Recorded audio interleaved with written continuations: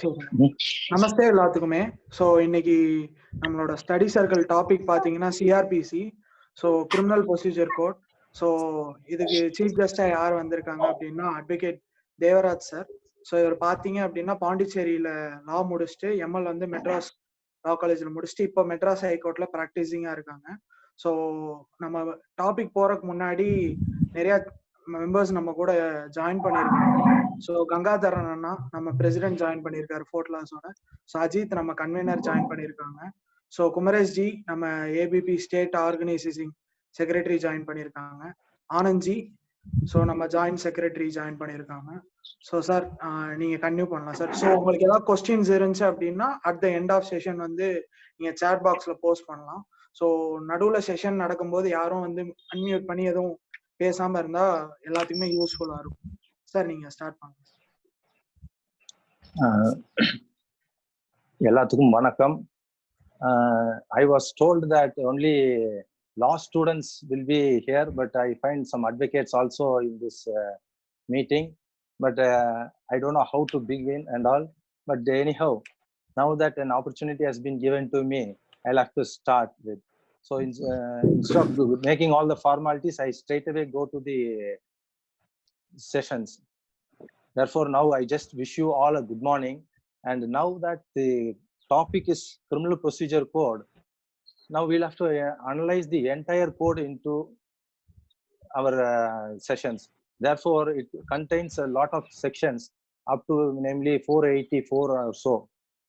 Therefore, now before going to the sections in detail, now that the criminal procedure code has been divided into chapters. So for the first chapter, second chapter, there are totally 37 chapters in the criminal procedure code, and it is dealing with certain aspects. Now, because I just wanted to highlight the basics of the criminal procedure code, I'm not going to give you any citations or any of those aspects. So we are just going only into what is the procedure, what is the provision, and how it is to be done. That's all. So it will be very very light, and it will be very not in detail. Therefore, by going into the provisions, first the procedure starts with the definitions. So far as the definitions are concerned, we should be thorough with the definitions. Unless we know the basics of these definitions, we will not be able to just do a good practice in our profession. So therefore, going to the definitions, the first definition is bailable offense. I think most of the practicing advocates would know what is bailable, and the students, they should also know that there is a schedule in the code, first schedule. That schedule enumerates what are all the offenses are cognizable, non-cognizable, bailable, and the court in which the offenses are to be tried. Therefore, bailable, everybody will be knowing where the police officer himself can enlarge the accused on bail, or the court, the concerned court can enlarge the accused on bail. That is bailable offense. That is yes please.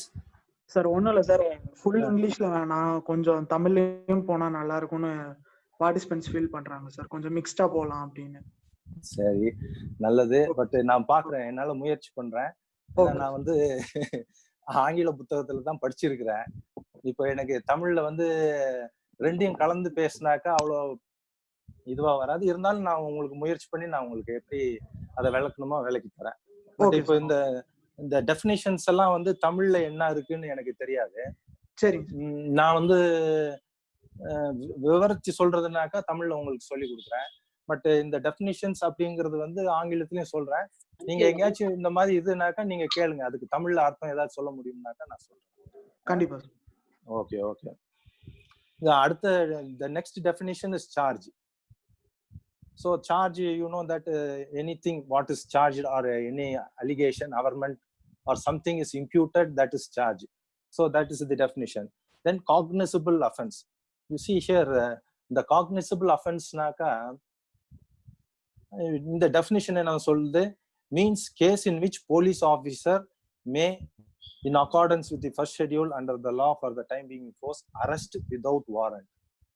இப்போ cognizable offense அப்படின்னாக்கா offense in which the police officer can arrest without warrant, அவ்வளவுதான்.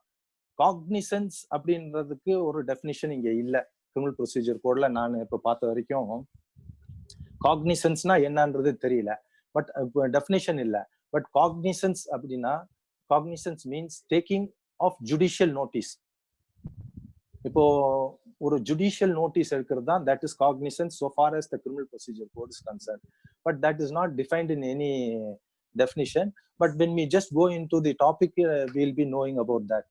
Then complaint means everybody will be knowing that certain allegations, oral or in writing, to a magistrate or to a police officer or any person in charge of the police station, so that is complaint. So like this there are many definitions, and another definition is inquiry. Inquiry means visaranai, and here inquiry and investigation is also visaranai, and inquiry I am not able to give you a clear Tamil word for that, but inquiry means inquiry other than trial conducted under this code by a magistrate or a court.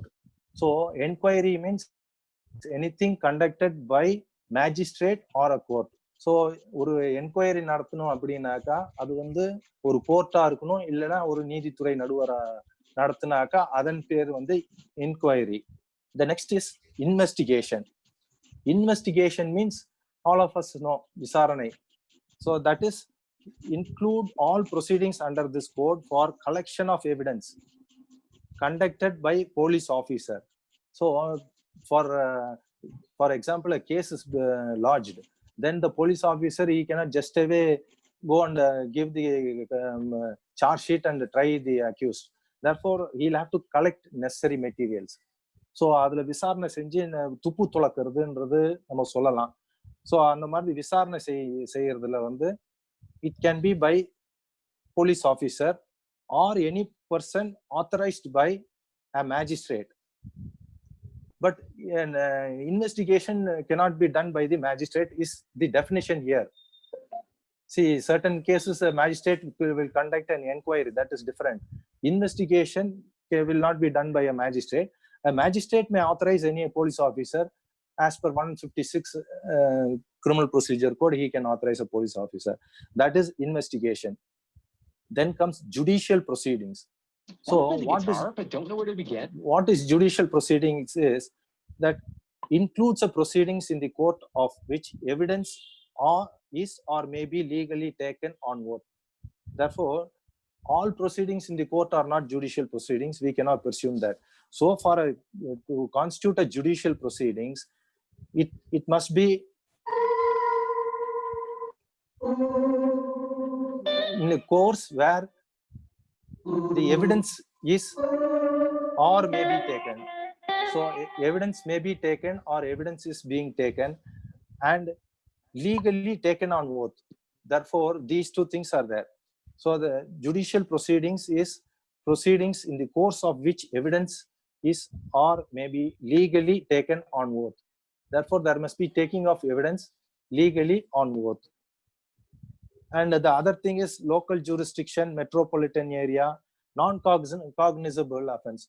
As I earlier said, cognizable offense is where the police officer can arrest a person without warrant. Here non-cognizable means with the warrant. So that is the difference here. And the other definitions are notification, office, officer in charge of a police station.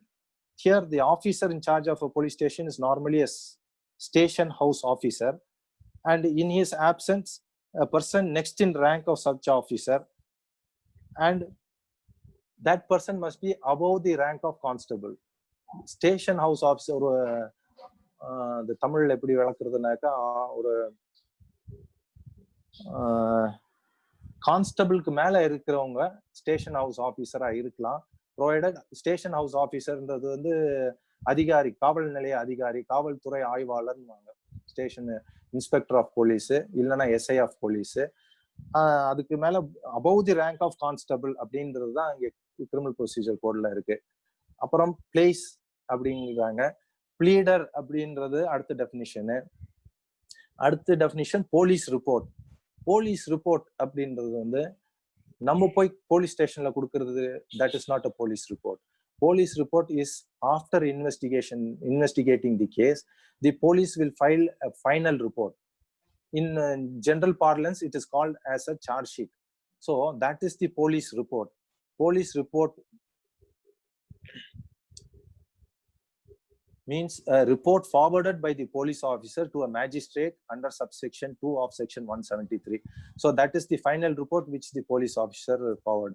Police station means any post or place declared generally or specially by the state government to be a police station, and includes a local area specified by the state government in this behalf. Therefore, a police station means a place which the government decides. And the other definition is prescribed public prosecutor, subdivision, and summons case. Here the summons case is quite interesting, and it is also relevant and important. Summons case means a case relating to an offense and not being a warrant case. So now you will have to know what is a warrant case.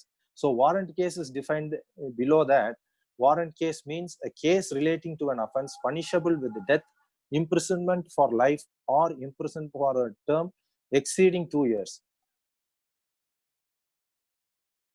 Therefore, any offense for which the punishment is above 2 years, that case is a warrant case. Therefore, summons case means below 2 years, that will be a summons case. And the other definition is victim. Here, this has been included by 2009 amendment. Therefore, victim means a person who has suffered loss or injury. And here the explanation is includes her guardian or legal heir.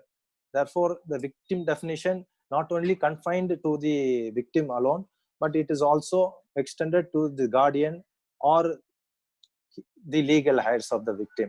This is included for the purpose of paying compensation, where the Criminal Procedure Code was subsequently amended to enable the persons to get compensation from the government or from the accused who has caused the injury. Therefore, so far the definition portion is concerned, this is it. Now, the next provision is section 4, which says that all offenses under Indian Penal Code shall be investigated, inquired into, tried, and otherwise dealt with accordance to the provisions hereinafter contained. Therefore, so far as all the offenses under the Indian Penal Code, they can be investigated, inquired into, and tried only as per the provisions of this code. அதாவது என்னன்னாக்கா, இந்திய தண்டனை சட்டத்துல எந்தெந்த விதமான குற்றங்களையும் அதை விசாரிக்கிறதுக்கு இந்த கிரிமினல் ப்ரொசீஜர் கோடு தான் வந்து நமக்கு வந்து பயன்படுத்த முடியும். அது இல்லாம மற்ற இது any offences under any other law shall be investigated, inquired into, tried, and otherwise dealt with in accordance to the same provisions, but subject to any enactment for the time being in force, regulating the manner of place of investigation, inquiring into, trying, or otherwise dealt with such offense. Therefore, for certain offenses like Prevention of Corruption Act and other certain acts, the Code of Criminal applicable to the extent possible, and certain provisions will be excluded for their operation. Therefore, so far as IPC is concerned, the entire Criminal Procedure Code is only applicable. And the next thing is Constitution of Criminal Courts and Offenses. Here, the Constitution of Criminal Courts. So far as a state is concerned, ஒரு மாநிலத்துல வந்து ஒரு criminal கோர்ட்டுகள் என்ன வகை அப்படின்னாக்கா, முதல்ல வந்து உயர் நீதிமன்றம், ஹை கோர்ட், இரண்டாவது வந்து கோர்ட் ஆஃப் செஷன்ஸ். செஷன்ஸ் கோர்ட்டுக்கு எனக்கு டக்குன்னு இப்போ தமிழ்ல வரல, நான் வந்தேன்னு சொல்றேன்.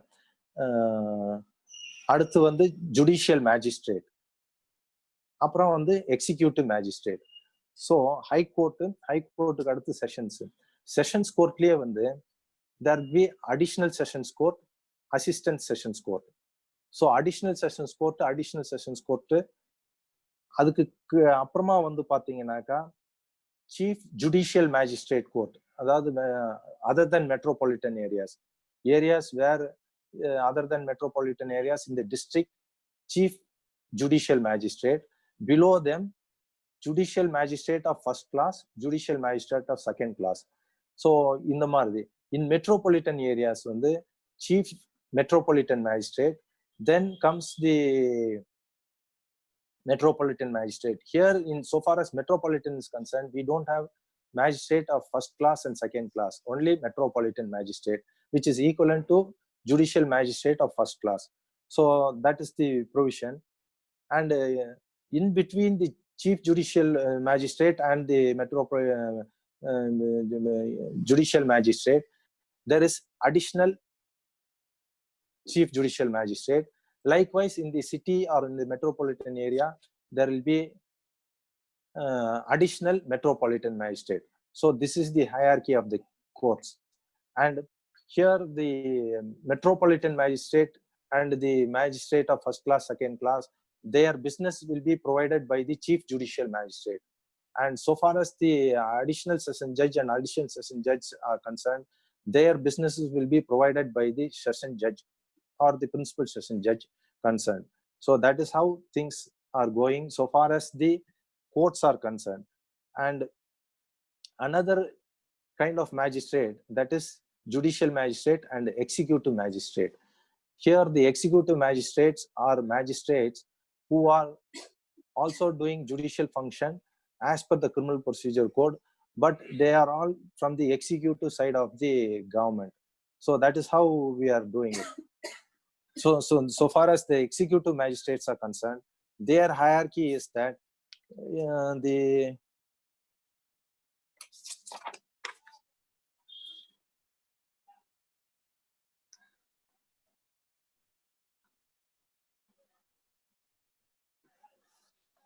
கொஞ்சம் டிஸ்டர்ப் பண்ணாங்க.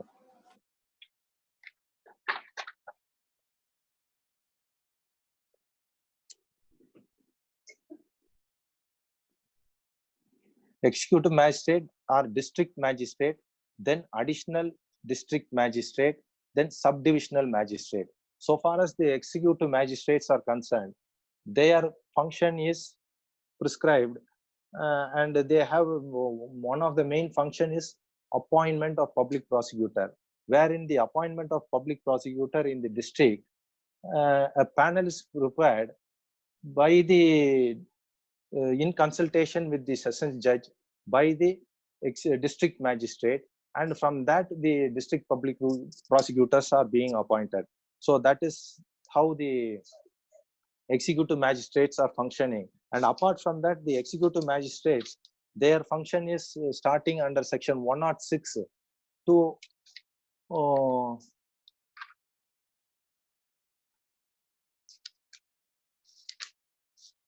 124, and from again after 129 to 149, that is they are very much involved in peace proceedings, that is security for keeping peace and for good behavior, where when there is a clash between two groups, the police officer will send a report to the executive magistrate, who will conduct an inquiry and pass necessary orders directing both the groups to be silent, and after that they'll have to execute a bond for a certain amount which will be prescribed. So this is one of the function of the executive magistrate.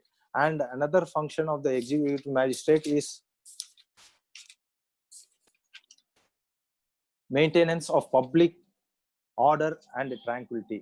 Here also, when there is some dispute regarding, say, any property, etc., that is dealt in section 145, that is dispute regarding land and water. And here the executive magistrate dispersal of assembly by use of civil force. So therefore, any executive magistrate or officer in charge of a police station, or in the absence of such officer in charge, any police officer not below the rank of sub-inspector may command any unlawful assembly or any assembly of 5 or more persons likely to cause a disturbance of the public peace to disperse, and it shall thereupon be the duty of the members of such assembly to disperse accordingly. In case if the assembly does not disperse, then the executive magistrate can authorize the use of armed force to the extent possible. Therefore, here the executive magistrate have certain functions as provided under the code regarding maintenance of peace, public tranquility, order, etc. And the next is the sentencing power of the court. Therefore, now the court has got certain jurisdictions which can be tried, and the sentencing of the power of the court. Therefore, the High Court or the Court of Sessions and the Court of Sessions may pass any sentence authorized by law. Here, the law authorizes as to how the sentence is to be, as to how each court has the power to pass sentence. So far as the High Court and Sessions Court are concerned, they may pass any sentence authorized by law. However, the Sessions Judge power of sentencing in respect of death is limited only to the passing of sentence, and it should be confirmed by the High Court. So that is the only restriction. So far as the other things are concerned, the Sessions Judge can pass life imprisonment or any other sentence below that. So that is how the provisions are. So far as the Sessions Judge and additional Sessions Judge are equally placed in passing the sentences. In respect of an assistant Sessions Judge, except death or life imprisonment, he can pass other sentences. Therefore, he cannot pass as a sentence of life imprisonment, death, or for a term exceeding 10 years. So, assistant Sessions Judge has only power to pass a sentence of imprisonment up to 10 years or below 10 years. So, likewise, the Court of Magistrates, so far as the magistrates are concerned, the magistrate of second class, he has got power up to only 2 years. So he cannot pass a sentence exceeding 2 years, and the maximum fine is only 500 rupees. So far as the judicial magistrate second class is concerned. Whereas the judicial magistrate first class is concerned, he has the power to pass a conviction and sentence up to 3 years and fine of rupees 10,000. So this is how the distinction between judicial magistrate first class and judicial magistrate second class. So far as the metropolitan magistrate is concerned, he is also equally placed with that of the judicial magistrate first class, where he can pass a sentence up to 3 years and or fine up to 10,000 rupees. Now, the Sessions Judge, assistant Sessions Judge, then we have come to magistrate and metropolitan magistrate. In between them, there is chief judicial magistrate or chief metropolitan. So far, chief judicial magistrate and metropolitan magistrates are concerned, their power of sentencing is up to 7 years. Therefore, they can pass any sentence up to 7 years. So that is how the code provides for. Now, as the court has to tried a case and it is going to pass a sentence and it is going to convict. For example, if a person is being convicted for 4 or 5 offenses, so each offense is independently charged, independently tried, not independently tried in a trial, and a conviction is to be given. So before giving the sentence, the judge will have to give sentence for each of the conviction. So, for example, 323 hurt, then 506 part 2 threatening, like that. So, for each offenses, a sentence of 2 years, 2 years, 2 years is given. Generally, the code says that these sentences should run concurrently.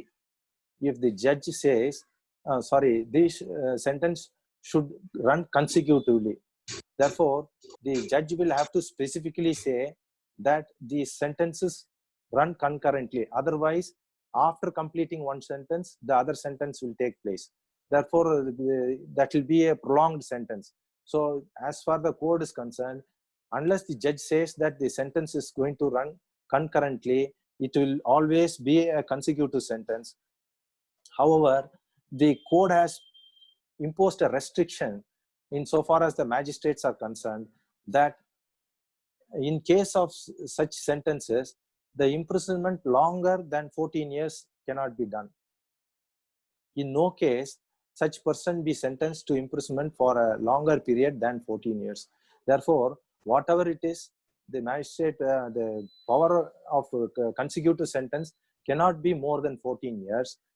And at the same time, it also provides section 31A, 31(2), subclause B says that the aggregate punishment shall not exceed twice the amount of punishment which the court is competent to inflict for a single offense. Therefore, it cannot provide twice the amount. So these are all the small restrictions so far as the sentencing is concerned. And I just forgot that I'll have to also explain in Tamil. இந்த தண்டனையை வந்து காலத்தை நிர்ணயிக்கிறது வந்து தொடர்ந்துதா இல்ல தனித்தனியாவா, ஏக காலத்திலா இல்ல தனித்தனியாவா அனுபவிக்கணுமான்றது பொதுவா வந்து சட்டத்துல வந்து தனித்தனியா ஒன்றின் பின் ஒன்றாகத்தான் அனுபவிக்க வேண்டும். ஆனால் இதை ஏக காலத்தில் பயன்படுத்தலாம், அனுபவிக்கணும் அப்படின்னாக்கா கோர்ட்டோட உத்தரவுல அது இருந்தாதான் அந்த சென்டென்ஸ் வந்து ஏக காலத்துல அனுபவிக்க முடியும்.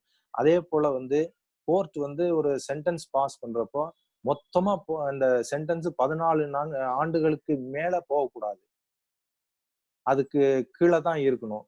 ரெண்டாவது வந்து அந்த சென்டென்ஸ் 14 ஆண்டுகள், ரெண்டாவது வந்து ஒரு கோர்ட்டுக்கு ஒரு சென்டென்ஸ்க்கு பவர் இருக்குன்னா அதுக்கு டபுளா போகக்கூடாது, அதுக்கு ரெட்டிப்பா ஆகிறது வந்து அது கோர்ட் கிரிமினல் ப்ரொசீஜர் கோட்ல வந்து தவிர்க்கப்பட வேண்டும் என்று கூறப்பட்டிருக்கிறது. ஸோ அதனால வந்து அந்த மாதிரி the sentencing is concerned, it is like that. And the other provisions are powers to appoint, mode of conferring powers, withdrawal of powers, powers of judge, magistrate, exercisable in succession. And another one important provision is section 36. 36, power of superior officers of police. So far as the superior officers of police are concerned, whatever power the investigation or the police officer in charge of the police station is having, he can exercise the very same powers. Therefore, the inspector, or if he is a superintendent of police also, he has, being the superior, he has the power to exercise the power of the police officer or station house officer who is investigating the case. And the next chapter is the next thing under chapter 4 is aid to the magistrate and police. So whatever it is, every person who has got some knowledge about the commission of any offense or occurrence of a case, they have the duty to aid the police and give the information to the magistrate whenever they are required. Then the arrest portion comes, chapter 5. Chapter 5 of Code of Criminal Procedure Code deals with the arrest of an offender. So here the police officer has got a power to arrest or a right to arrest any person without warrant, only in case if he commits an offense of cognizable offense in the presence of police officer, or if there is a reasonable complaint that a person has been that has committed a cognizable offense, then there are some conditions which should be satisfied, that he should not that he will to prevent him from further committing the offense. So ஒருத்தரை வந்து கைது செய்யறது அப்படின்றது, ஒரு police அதிகாரி வந்து ஒருத்தர் cognisable offence commit பண்ணது அவர் முன்னிலையில கமிட் பண்ணாருன்னா அவர் உடனே அரெஸ்ட் பண்ணலாம் ஒண்ணு. ரெண்டாவது வந்து ஒரு கம்ப்ளைண்ட்ல காக்னிசபிள் அஃபென்ஸ் செஞ்சிருக்காரு, அவருக்கு வந்து நமக்கு நல்ல நம்ப தகுந்த தகவல் மூலமா தெரிய வருது அப்படிங்கிறப்போ அவரை அரெஸ்ட் பண்ணது எந்தெந்த நிலைகள்ல அரெஸ்ட் பண்ணலாம் அப்படின்னாக்கா, அவரு வந்து மீண்டும் அதே குற்றத்தை தொடர்ந்து செய்வார் அந்த மாதிரி ஒரு சூழ்நிலையில. இரண்டாவது வந்து அவரு வந்து சாட்சியை கலைச்சிருவாரு அப்படின்னாக்கா, இல்ல மூன்றாவது வந்து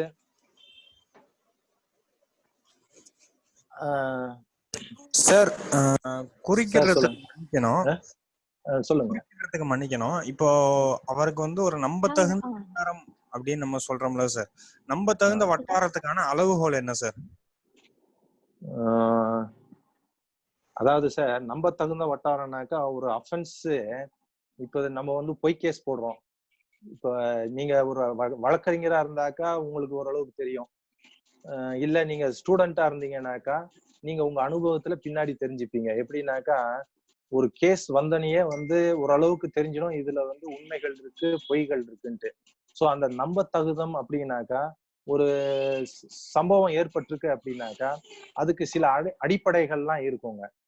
அந்த அடிப்படைகள் வந்து ஒரு விசாரணை அதிகாரி வந்து அவருக்கு அந்த அடிப்படைகள் எப்படி உண்மையா அப்படிங்கிறது தான். என்னன்னாக்கா, இந்த செக்ஷன்ல வந்து என்ன சொல்றதுனாக்கா, receive complaint has been credible information அப்படிங்கிறாங்க. கிரெடிபிள் அப்படிங்கிறது தான் நான் உங்களுக்கு வந்து நம்பகத்தன்மை அப்படிங்கிறேன். அதாவது ஒரு உண்மைத்தன்மை. நம்ம ஏன்னா இந்த உண்மைத்தன்மை நம்பகத்தன்மை அளவுகோல்லாம் வந்து நம்மளால வந்து சரியா வந்து இது பண்ண முடியாது. அது ஒரு அதிகாரி வந்து எந்த ஒரு கம்ப்ளைண்ட் வந்து எந்த அளவுக்கு அவர் வந்து நல்லா இது பண்ணி பயிற்சி எடுத்து அவர் வந்து இது பண்ணலாம், ஒரு ப்ரிப்பரேஷனோட அதை வந்து கம்ப்ளைண்ட் கொடுக்கலாம். சோ அந்த பேஸ் பண்ணி தான், அதாவது அது உண்மை பொய் நம்பகத்தன்மை இல்லைன்றதெல்லாம் வந்து ஒரு அளவுக்கு மேல அவர் வந்து இது பண்ண முடியாதுங்க. சோ அந்த மாதிரி கேஸ்ல வந்து அரெஸ்ட் பண்றதுக்கு இந்த அதாவது அவரு மீண்டும் தொடர்ந்து அந்த அஃபென்ஸை கமிட் பண்ணாத அளவுக்கு போகணும். ரெண்டாவது வந்து இன்வெஸ்டிகேஷனை குறுக்கிடாத இருக்கணும். அப்புறம் வந்து சாட்சி அழிக்காம இருக்கணும். அதுக்கப்புறம் மற்ற சில கோட்பாடுகள்லாம் இருக்கு. சோ அந்த மாதிரி கேஸ்ல தான் அரெஸ்ட் பண்ணலாம். இப்ப ரெண்டாவது இப்போ வந்து புதுசா இப்போ அமெண்ட்மெண்ட் வந்திருக்கு 2010ல கிரிமினல் ப்ரொசீஜர் கோட்ல. Notice of appearance before police officer. The police officer shall, in all cases where the arrest of a person is not required under the provisions of subsection 1 of section 41, issue a notice directing the person against whom a reasonable complaint has been made or credible information has been received or a reasonable suspicion exists that he has committed a cognizable offense to appear before him or at such other place as may be specified in the notice. So இப்போ வந்து cognisable அஃபென்ஸ்ல வந்து arrest பண்ணலாம் அவருக்கு, அவர் arrest பண்ண. But எல்லா கேஸ்லயுமே அவர் arrest பண்ணணும் அப்படிங்கிற வந்து அவருக்கு வந்து இது கிடையாது. There is no hard and fast rule that he should make arrest in all cases. Therefore, in such of those cases, he can, அவர் வந்து ஒரு நோட்டீஸ் அனுப்பிச்சு உங்களை விசாரிக்கணும், நீங்க உங்க மேல குற்றம் சுமத்தப்பட்டிருக்கு அப்படின்னு சொல்லிட்டு அதை வந்து அவரை வந்து அழைச்சி அவரை விசாரிப்பாரு. சோ அவரை வந்து விசாரிக்கிறப்ப அவருக்கு அந்த விசாரணைக்கு ஒத்துழைச்சாருனாக்கா அவரை வந்து அரெஸ்ட் பண்ண மாட்டாங்க. ஒருவேளை அவரை வந்து விசாரணைக்கு ஒத்துழைக்கல அப்படின்னாக்கா, when such persons at any time fails to comply with the terms of the notice or is unwilling to identify himself, the police officer may subject to the orders as may have been passed by the competent court in this behalf, arrest him for the offense mentioned in the notice. So அதனால அவருக்கு ஒத்துழைக்காத பட்சத்துல அவர் வந்து கோர்ட்டின் உத்தரவின் பேர்ல வந்து அவரை arrest பண்ணலாம். அதுக்கு அடுத்து வந்து இப்ப திருப்பியும் அந்த 2010ல வந்த அமெண்ட்மெண்ட்ல procedure of arrest and duties of officers making arrest, இது வந்து டிகே பாஸ்னு ஒரு கேஸ் ஒண்ணு. அந்த கேஸ்ல வந்து சில கோட்பாடுகள்லாம் போட்டிருக்காங்க. இந்த மாதிரி how to arrest, what should be the way of arrest, after arrest how to treat the accused, அந்த மாதிரி எல்லாம் சொன்னதுல வந்து அதை இந்த they have put it into this amendment. So, while making an arrest, bear an accurate, visible and clear identification of his name, which will facilitate easy identification. And the person arresting police அதிகாரி வந்து அவர் பேரை வந்து போட்டிருக்கணும். அப்புறம் ஒரு memorandum of அரெஸ்ட்டை தயார் பண்ணணும். Attest by at least one member who must be a family of the person arrested or a respectable person in the locality.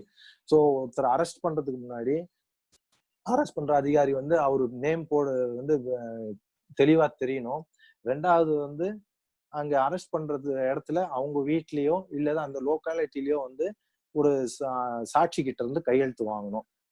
அப்புறம் counter signed by the arrested person. இப்போ ஒருத்தர் அரெஸ்ட் பண்றாங்கன்னா அவரும் அதுல வந்து கையெழுத்து போட வேண்டிய ஒரு இது இருக்கு. ஸோ இது வந்து அமெண்ட்மெண்ட்ல கொண்டு வந்திருக்கிறாங்க. அப்புறம் அந்த அரஸ்டட் பர்சனுக்கு he has right to or later as a friend by him informed his arrest. So அது அந்த அரெஸ்ட் பண்ணவங்களுக்கு வந்து அவங்க ஃபேமிலிக்கு சொல்லணும். ரெண்டாவது வந்து கண்ட்ரோல் ரூம் அட் டிஸ்ட்ரிக்ட் வந்து எஸ்டாப்ளிஷ் பண்ணி அந்த இதுல இவர் அரெஸ்ட் ஆன விஷயத்த வந்து அதுல வந்து என்டர் பண்ண வேண்டி இருக்கும். அப்புறம் ரைட் ஆஃப் அரஸ்டட் பர்சன் வந்து to meet an advocate of his choice during interrogation. அவரை விசாரணை பண்றப்போ அட்வொகேட் வந்து இருக்கலாம். அதாவது அரெஸ்ட் பண்ணி அவரை கூட்டு போய் விசாரணை பண்ற பட்சத்துல அவர்கிட்ட he has got a right of advocate to be presented when interrogation. அது ஒண்ணு. ஆமா, இப்போ அரெஸ்ட் எப்படி மேக் பண்றது, how an arrest is to be மேட்னாக்கா, arrest can be by a touch of person. நீங்க போய் அவரை தொடலாம். ஆனா இது நீங்க எல்லா அரெஸ்டையும் தொட்டு பண்ண முடியாது. இன் கேஸ் ஆஃப் லேடிஸ், பெண்கள்ல வந்து நீங்க வந்து நான் உன்னை கைது செய்யறேன்னு ஒரு அறிவிச்சாக்கா அதுவே வந்து அமௌண்டிங் டு அரெஸ்ட். தேர்ஃபோர் அவங்களுக்கு அந்த அளவுக்கு தான் இருக்கு. ஸோ இந்த அரெஸ்ட் வந்து போய் தொட்டால் போதும். அது இல்லைனாக்கா அவரை வந்து confined body shall actually touch or confine the body, அதுதான் வந்து arrest. So in case of females he should not touch. he shall just orally inform that she is under arrest. அதுதான். ஸோ இதுதான் இது. ஸோ நெக்ஸ்ட் ஆஃப்டர் அரெஸ்ட் வந்து you can search the place entered by person sought to be arrested. So in case of arresting a person you can go inside and you can search. And next thing is pursuit அப்படின்வாங்க. பர்சியூட்னாக்கா ஒரு குற்றவாளி ஓடுறாரு இல்ல போய்கிட்டே இருக்கிறாருன்னா அவரை துரத்திட்டு போகலாம். To a certain extent அவர் ஒரு வரமுறை, ஒரு ஜூரிஸ்டிக்ஷனுக்குள்ள வரைக்கும் தான் அவரு அந்த போலீஸ் அதிகாரிக்கு அவர் அரெஸ்ட் பண்றது இருக்கு. பட் இவரை விரட்டிட்டே போறதுனால இவர் எங்க போறாரோ அந்த அளவுக்கு வரைக்கும் இவரை வர அரெஸ்ட் பண்ணலாம். அந்த மாதிரி ஒரு இது இருக்குது. So pursuit of offenders into other jurisdiction 48 செக்ஷன்ல police officer may for the purpose of arresting without warrant any person whom he is authorized to arrest, pursue such person into any place in India. So that is how. And the after arresting, the arrest பண்ண பர்சனுக்கு எதுக்காக அவரை arrest பண்ணோம், அப்புறம் அந்த grounds of arrest full particulars வந்து will have to be provided. Section 50 அதுதான் சொல்லுது. A person arrested to be informed of grounds of arrest and of right to bail. Every person, every police officer or other person arrested by any person without warrant shall forthwith communicate to him full particulars of the offense for which he is arrested or other grounds of such arrest. Where the police officer arrests without warrant any person other than a person accused of non-bailable offense, he shall inform the person arrested that he is entitled to be released on bail and that he may arrange for sureties on his behalf. Therefore, an arrested person, he has got certain rights where his arrest is to be communicated and the full particulars of his arrest must be, grounds of his arrest must be given to him. And in case of a bailable offense, he should be informed that he has been arrested for a bailable offense, and if he is willing to give sureties, he can be enlarged on bail. So that is how. And one other thing, in case of arresting a person who is from army or any of such thing, the police officer cannot directly arrest him. He'll have to get the permission of the central government. So that is how the arrest is to be done. Then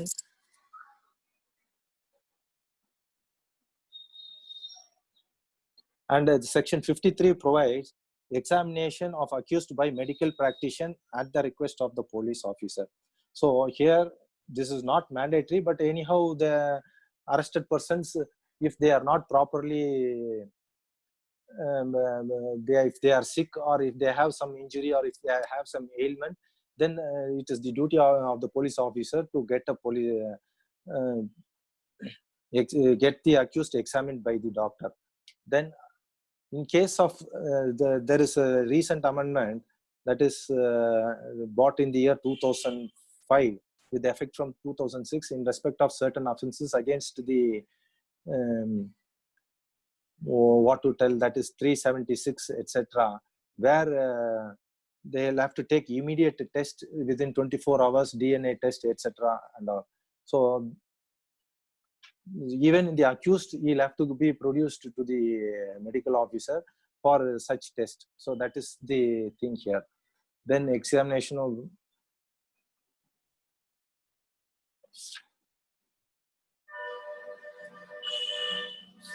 and here there are provisions that the police officer depute subordinates to arrest without warrant.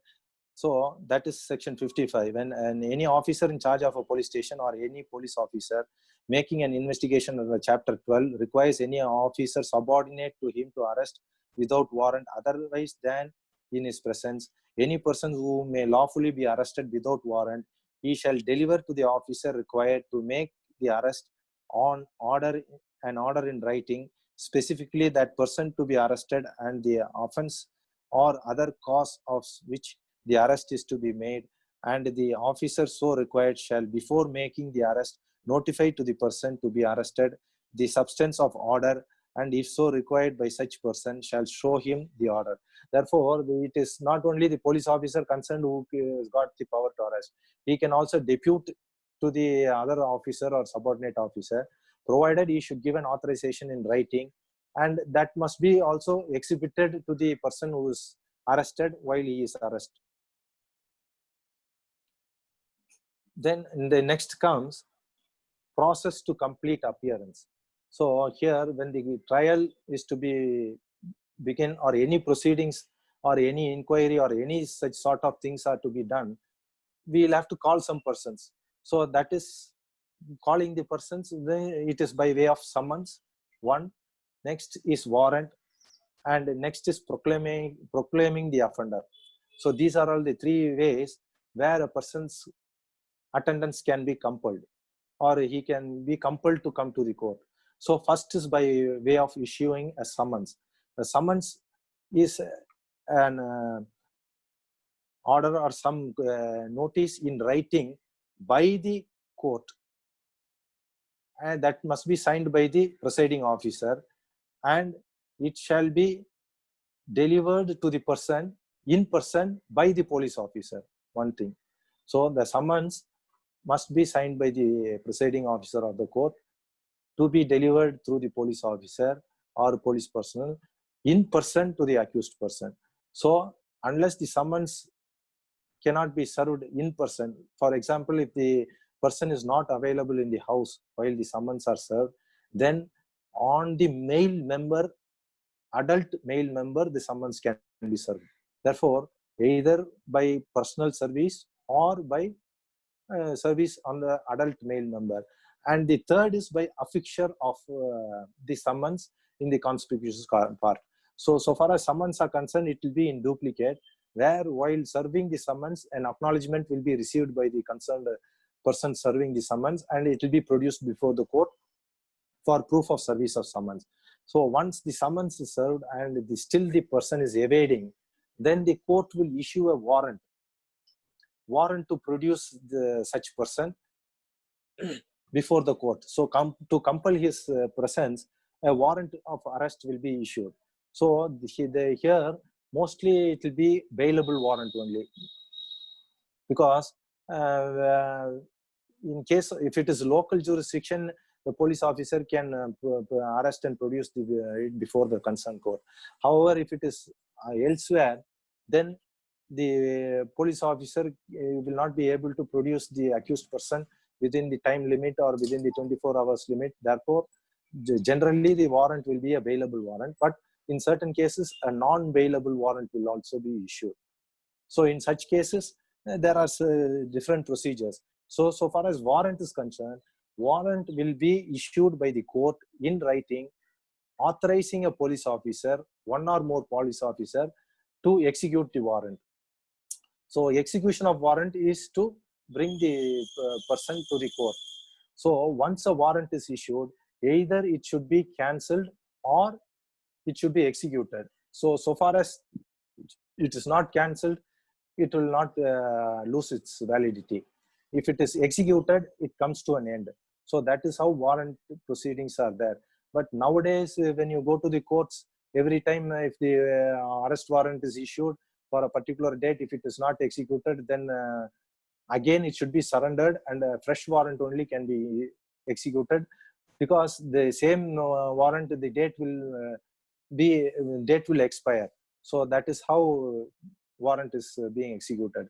And in the warrant, in execution of the warrant in other jurisdiction, the court will address a letter by will send a letter by registered post or otherwise to the officer concerned, that is the commissioner, superintendent of police or commissioner of police or the other officer who is authorized in this behalf.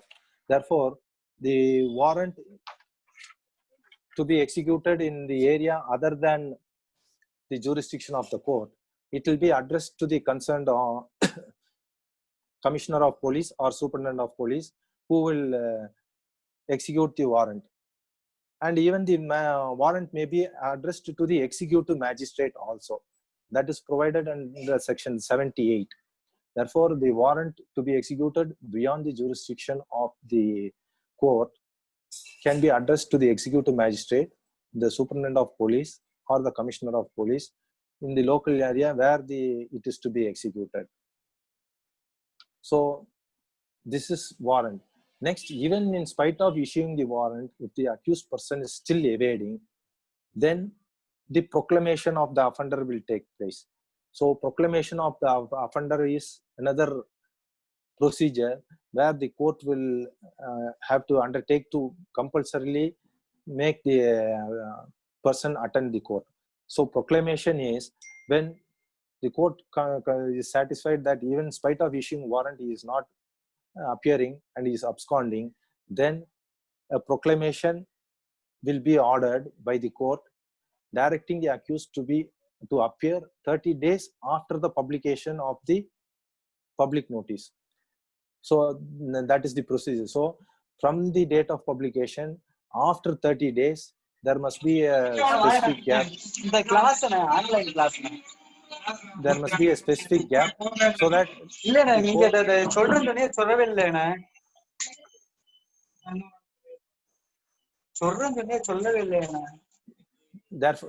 therefore there must be some 30 days time limit from the date of publication and the date of appearance of the accused. So this by itself will not entitle that he is a proclaimed offender. So apart from that proclamation shall be read in some conspicuous part of the town. That is, you should have heard that tom or some beat of drums and all like that. So like that, in the conspicuous part of the town, the proclamation shall be read. So this proclamation, after reading the proclamation, then the same proclamation will be affixed in the conspicuous part of the house where the accused last resided or known to reside. So one is proclaiming, that is announcing in the public or in some conspicuous part. Next, it should be affixed in the house of the accused, and the next procedure after affixture, it should be also affixed in the court premises, courthouse, and then publication. So all these four things must be satisfied for a proper proclamation. So when these four things are satisfied and the accused fails to appear on the date as prescribed by the publication, then he will be termed as a proclaimed offender. So once the person is declared as a proclaimed offender and his property may be attached or may not be attached, one thing. So for the attachment of his property, if the court comes to a conclusion that he is going to sell his property or he is going to withdraw the property from the jurisdiction of the court to elsewhere, and at that point of time, the court has power to attach the property. So the court will attach the property. And in case if the attached property is perishable or some cattle are like that, in such case, the court will direct the sale of that property and deposit the amount in the court. Therefore, the offender's property will be attached. So there are provisions to for compelling the attendance, his property will be attached. And after attachment of the property also, he has got, if any person, if a property has been wrongly attached, then that person, he should not be put into trouble. Therefore, there is a provision that within 6 months time of the attachment, he'll have to approach the court to say that, satisfy the court that this property, the sent person has a right, and that right, on account of that right, the property cannot be attached. Therefore, on that account, the court may just go into the genuineness of the claim and pass orders. And in respect of the other thing, within 2 years, if the proclaimed offender does not appear, or he'll have to appear and to satisfy the court that he had just cause, or he was not at all aware of these proceedings, and satisfy the court, and thereafterwards the attachment, then the amount that has been realized by the property, only that he will be returned to the offender or proclaimed offender. He cannot assail the sale that has already been taken place. So this is how the code provides for the compulsion or compulsory appearance of the persons. And next is the process of compelling the production of things. So far as the court is concerned, the compel production of the accused person. So far as the witness is concerned, the court may send the summons by registered post, that is sufficient. So regarding the compelling production of things, section 91, that is, maybe most of the practicing advocates, they'll be aware of this.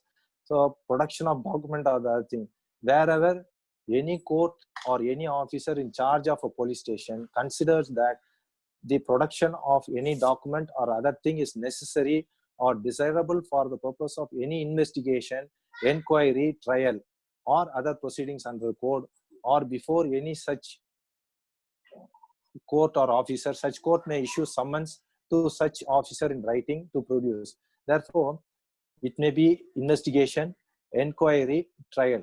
So far as investigation is concerned, it will be only done by the investigating officer, that is the police officer. So far as inquiry and trial, it will be done by the courts.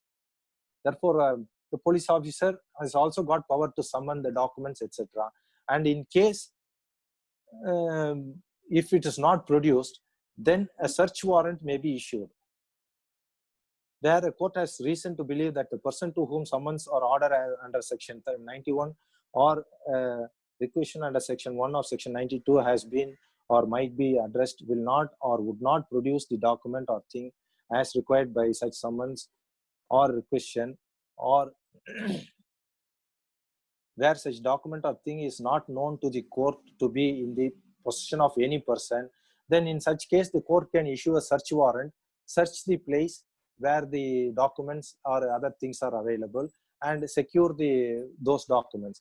So if these documents are there, then only the court can further, the investigation officer can properly investigate, the court can further go proceed along with the trial to find out what is the correct position or what is the actual thing, whether if at all any offense has been committed or not. So that is regarding thing. And another thing is search and seizure. So far as seizure is concerned, or search is a person, a place is being searched, and the police officer gets certain documents or certain evidences, certain materials or certain things. So these things he cannot just like that keep it with himself. So he'll have to produce it forthwith to the court. So that is 1 or 2 of section 1 or 2 of the Criminal Procedure Code. Power of the police officer to seize certain property. Any police officer may seize any property which may be alleged to or suspected to have been stolen, or which may be found under circumstances which create suspicion of the commission of any offense. So if anything which creates a suspicion that an offense has been committed, ஏதாவது ஒரு சந்தேகத்துல ஒரு குற்றம் நடந்திருக்கு அப்படிங்கிற பட்சத்துல ஒரு அதிகாரிக்கு தெரிஞ்சதுனாக்கா அவர் வந்து போய் சர்ச் பண்ணி சீஸ் பண்ணலாம். அதே மாதிரி police officer in charge of such police officer, இப்போ போலீஸ் ஆபீசர் வந்து subordinate to the station house ஆபீசர்னாக்கா அவரு போய் சர்ச் பண்ணி சீஸ் பண்ணத உடனே மேலதிகாரிக்கு இன்ஃபார்ம் பண்ணும். அடுத்து வந்துட்டு fourth with informed the seizure to the magistrate having jurisdiction. இப்போ இவங்க போய் சீஸ் பண்ணிட்டு வந்தாங்க, என்ன டாக்குமெண்ட் எது எடுத்தாங்க வந்தாங்கன்னாக்கா உடனடியாக மேஜிஸ்ட்ரேட்டுக்கு தகவல் சொல்லணும். Therefore here the search seizure, whatever the properties are seized that must be informed to the magistrate. Likewise, if it is done by a subordinate officer should inform to the higher officer, and the investigation officer should also inform to the court forthwith. Therefore it is a mandate which says that if a seizure is made and those information of seizure must be informed to the court forthwith. So that is how here in this case the courts have said that even bank accounts are also properties and that can be seized or attached or frozen. So these are all the things which are available for the police officer to seize and but the thing is that he should inform to the court.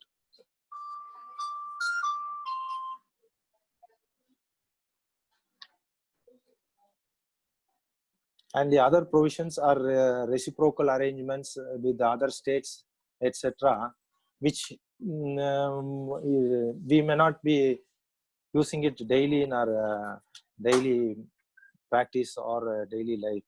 Then comes security for keeping peace and for good behavior. This I have already informed you, the power of the executive magistrates.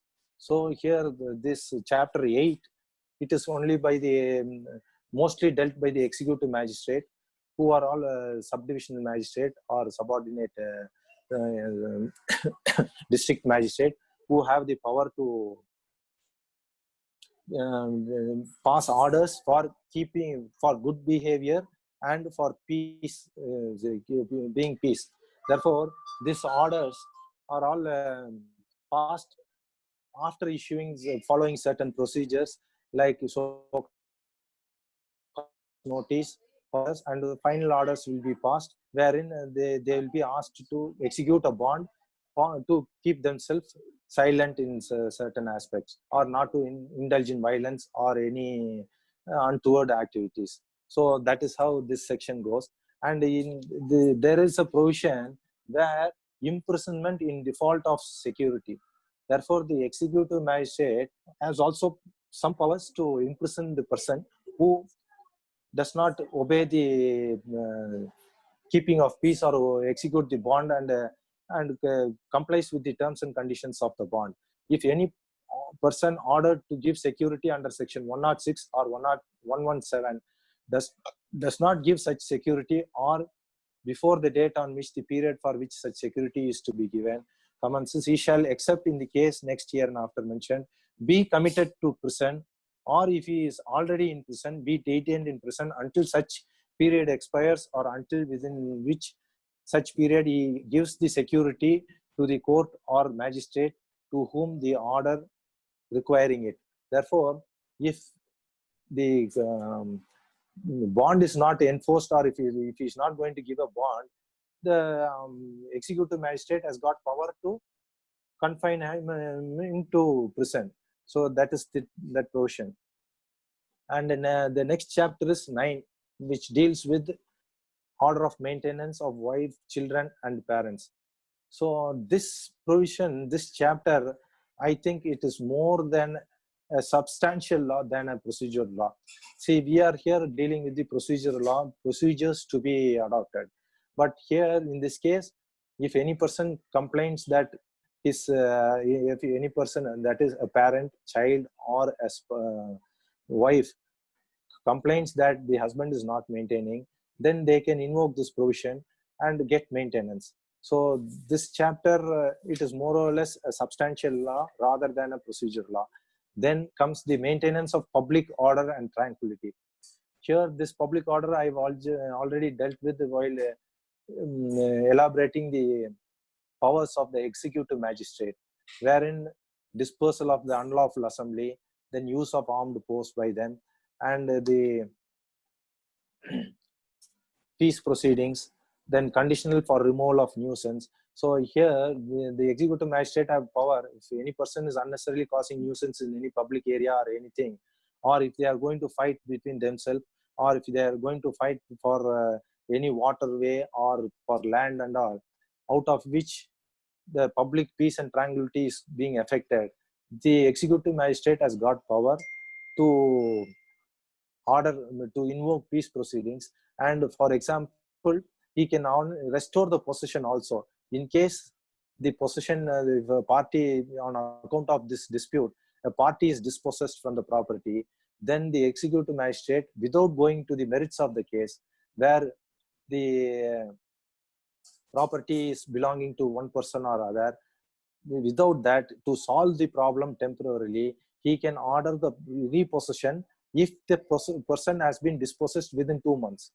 Therefore, with certain terms and conditions, he can order repossession. And apart from that, he can also seal the premises or the property. So, for example, if a shop is being claimed by two rival groups, and if they are fighting for that, and if public nuisance is caused and all, and if the magistrate is not able to decide as to whom the custody, here, not the right title and all, custody is to be given, then in such case, he can just seal the property and take the possession of that, and direct the parties to go to the civil court and take appropriate civil action, get the remedy from the competent court. So this is the chapter dealing with the executive magistrate's power. Then chapter 11, preventive action of the police. Here, normally, this is expected of every police officer, but he cannot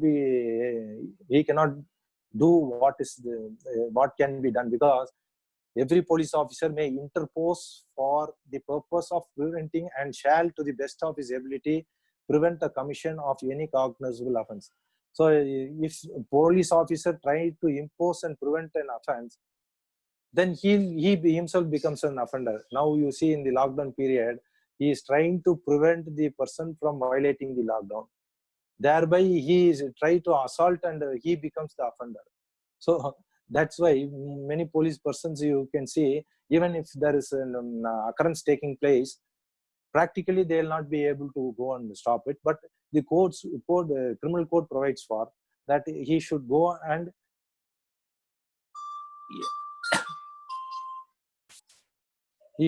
stop the occurrence and inform the arrest.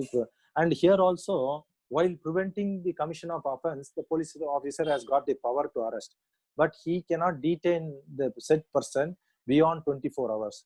So that is the general principle. Then next comes the chapter 12, information to the police and their power to investigate. So prior to these chapters, we saw how the court will have to summon the witness, how the police officer will have to arrest, and all those aspects. So before doing all these things, there must be first a prima facie a complaint or setting the law into motion. So that is what is enumerated in section 154 of the Criminal Procedure Code. That is information in cognizable cases. So there are two types of cases, cognizable and non-cognizable. So far as the cognizable cases are concerned, the police officer will have to immediately take action. So every information relating to commission of a cognizable offense, if given orally to an officer in charge of a police station, shall be reduced in writing by him, or under his direction and be forward and read over to the informant, and every such information were given in writing or reduced in writing as aforesaid shall be signed by the person giving it, and the substance thereof shall be entered in a book to be kept by such officer and in such format as the state government. Therefore, this is only the registration of FIR. So that book is the FIR book. So whatever it is, if it is a oral complaint, then it should be reduced into writing by the officer or any person under his control, and the informant must sign the complaint. So if it is not signed by the informant, then it cannot be treated as a complaint at all. So that is and it must be a cognizable offense. So if it is not a cognizable offense, the police officer may not enter in the book kept. Therefore, that is how the police officer will have to deal. இது வந்து ஒரு கம்ப்ளைண்ட்ன்றது வந்து ஒருத்தர் பாதிக்கப்பட்டார்னாக்கா அவர் வந்து ஒரு police அதிகாரிகிட்ட போய் ஒரு முறையீடு செய்யுது. அந்த முறையீடு வந்து வாய்மொழி முறையீடா இருக்கலாம். அந்த வாய்மொழி முறையீடு வந்து அவரு வந்து அதிகாரிகிட்ட தெரிவிச்சா அந்த அதிகாரி வந்து அதை வந்து கையால எழுதி அந்த யார் முறையீடு செய்யறாங்களோ அவங்களுக்கு வந்து அவங்களோட கையொப்பம் வாங்கி அதைத்தான் வந்து ஒரு பதிவு பண்ணணும், ஒரு புத்தகத்துல பதிவு பண்ணி அதுக்கு மேலதான் அவரு நடவடிக்கை எடுக்கணும்.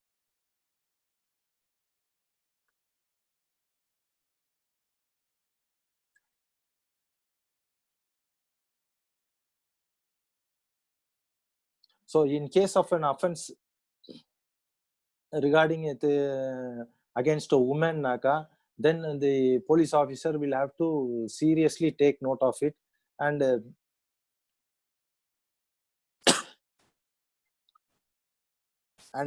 it should be done by a woman police officer or any other woman officer.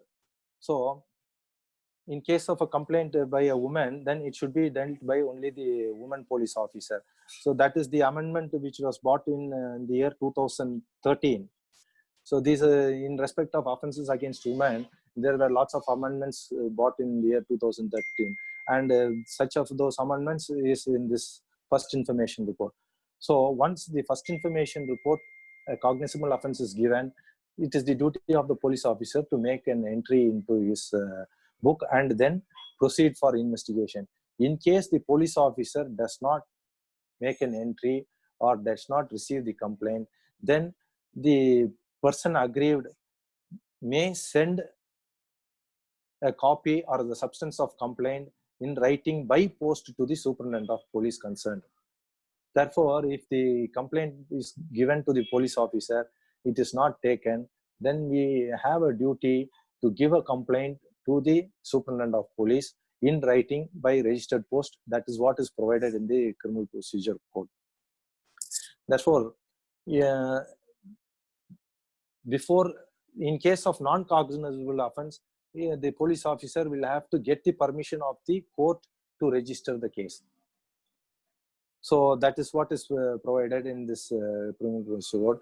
And the 156 is the power of the police officer to investigate cognizable cases.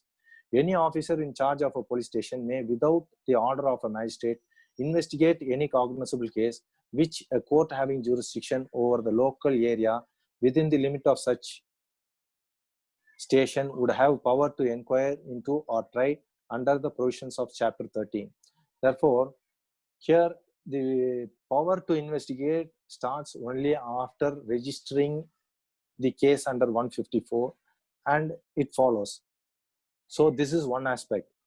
And the other aspect is the court can also direct the investigation officer to investigate even without filing a report, or after investigation file a final report. So that is the procedure power of the court. Any officer in charge of a police station may, without an order of magistrate, investigate any cognizable case within which the court have jurisdiction. Therefore, only in case of cognizable offenses he can, without the order of the magistrate, investigate. Rest of it, the magistrate must authorize him. Therefore, the power only in respect of investigating the cognizable offenses. In case of non-cognizable offense, the court, he should get an order or a permission from the court to start investigation.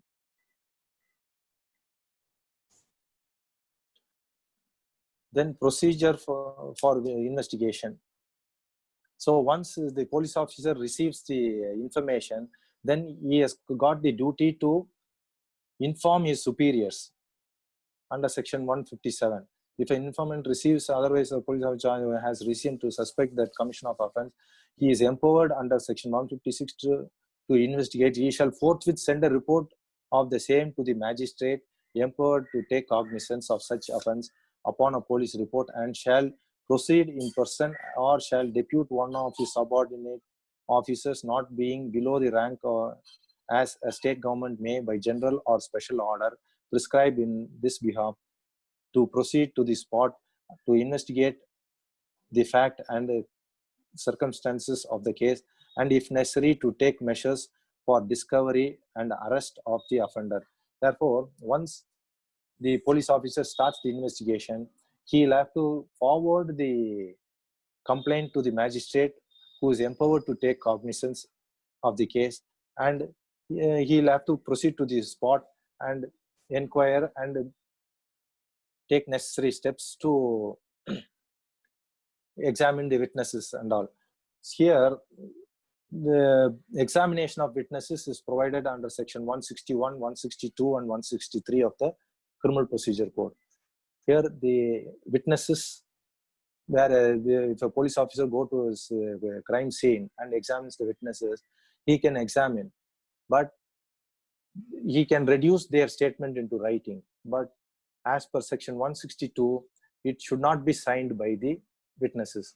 So if the witnesses are signing, that is not contemplated under section 162 of Code of Criminal Procedure.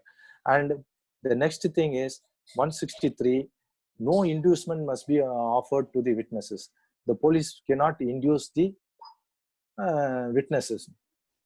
So ஒரு குற்ற வழக்கு வந்து பதிவு செஞ்சிட்டாரு அப்படின்னாக்கா ஒரு விசாரணை அதிகாரி, அவர் வந்து அடுத்த கட்டமாக வந்து விசாரணை செய்யணும்.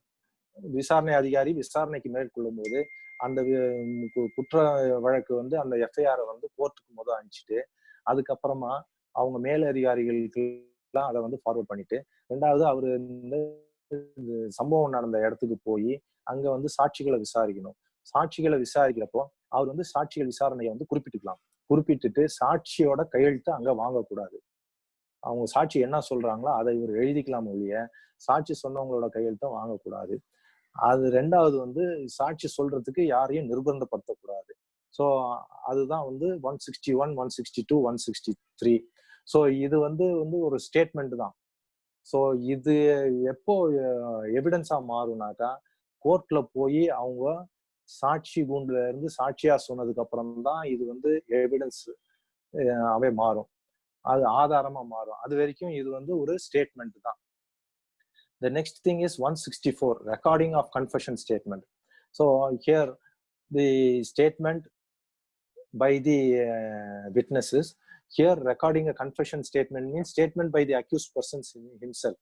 Therefore, the code provides for certain safeguards. So any statement, confession statement recorded by the police officer is not admissible as evidence at all. So far as the statement recorded by the judicial magistrate or then only it can be admissible or received as evidence. So that is how it is going. Therefore, there are certain safeguards to the accused also to make a statement. Therefore, the magistrate or the person who is recording a confession, they will have to follow certain procedures by informing the accused person that he is not required to make such a statement, and if he makes a statement that may be used against him, like that they'll have to give a warning, etc. And after that only the statement shall be recorded by the magistrate. So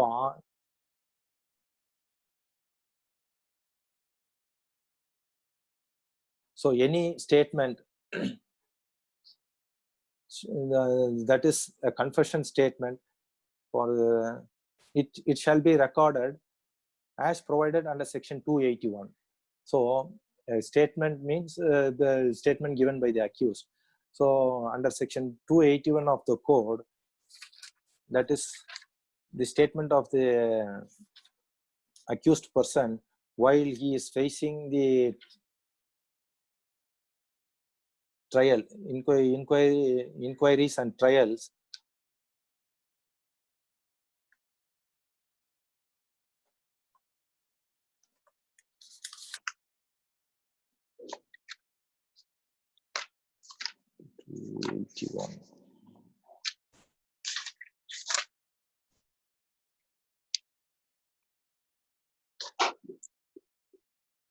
Enquiries, evidence in inquiries and trial, and while examining the record of examination of accused. So when an accused is examined by a metropolitan magistrate or a magistrate shall make a memorandum of substance of the examination of the accused in the language of the court, and such memorandum shall be signed by the magistrate and shall form part of the record. So as they are doing in 281, the magistrate shall record the confession of the accused person. And section 164A regarding the medical examination of victim of rape, etc., that has been newly introduced from year 2006 onwards.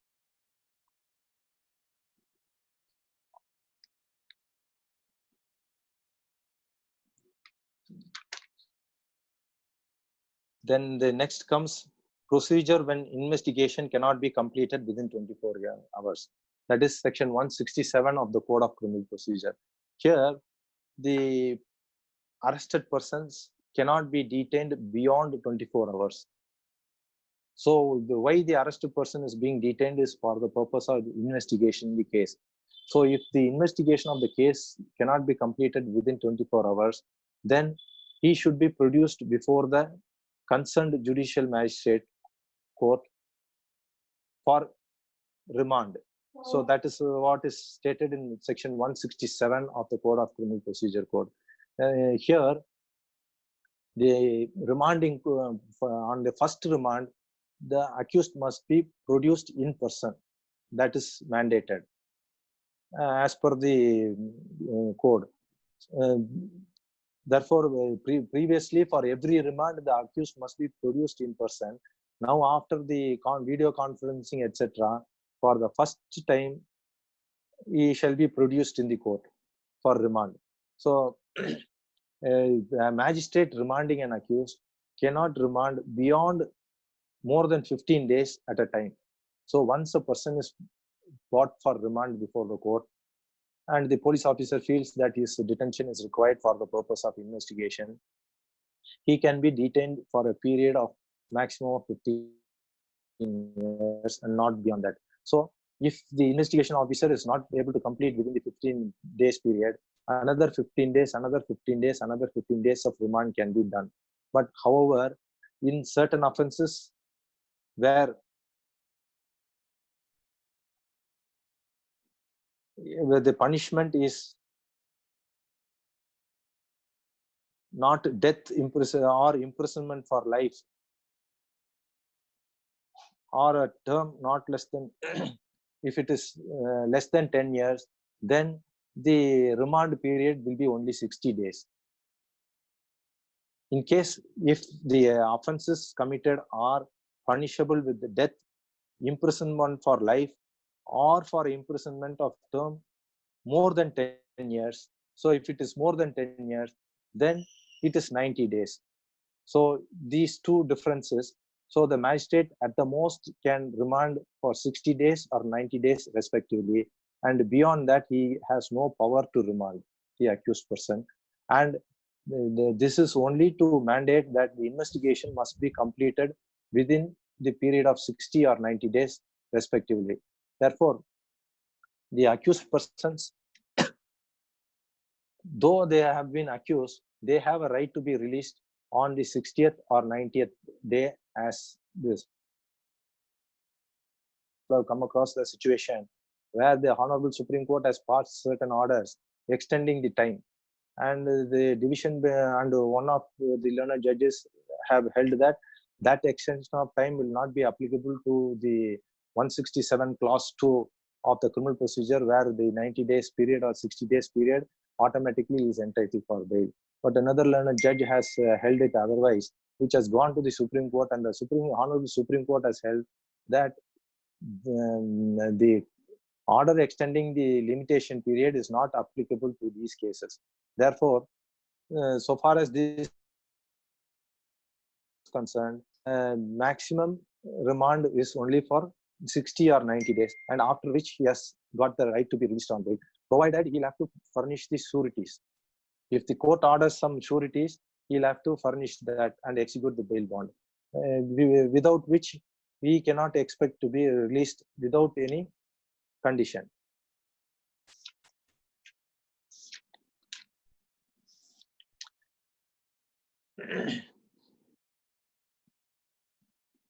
And next is section 168, report of investigation by the subordinate police officer. See, when the investigation is being conducted by some subordinate police officer, he'll have to report it to the higher officer, and that is what is provided in this section. Therefore, any subordinate police officer is also empowered to investigate the case, and the only thing is that he will have to report the same to the higher officer. And section 169 also confers the power on the police officer, where if the police officer on investigation under this chapter appears to that charge of the police station that there is no sufficient evidence or reasonable ground of suspicion to justify the forwarding the accused to the magistrate, such officer shall, if such person is in custody, release him on his executing a bond with or without sureties as such officer. Therefore, if the police officer within 24 hours after conducting the investigation finds that there is no substance in the case, then he can release the accused person.